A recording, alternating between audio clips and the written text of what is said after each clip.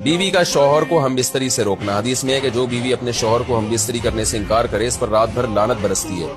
اس حدیث کی وضاحت فرما دیں.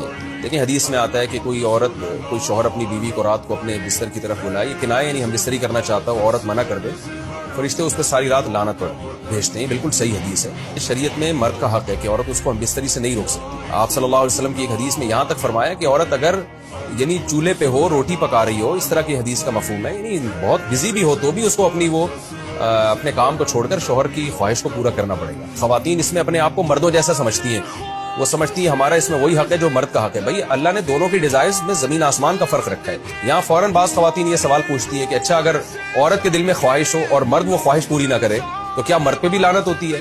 اس کا سیدھا سیدھا جواب یہ کہ نہیں, مرد پہ لعنت نہیں ہوتی. وجہ اس کی یہ ہے کہ عورت کے لیے مرد کی اس خواہش کو پورا کرنے میں عورت کی کوئی انرجی نہیں استعمال ہو رہی, جبکہ اگر مرد کا موڈ نہ ہو اور عورت کا موڈ ہو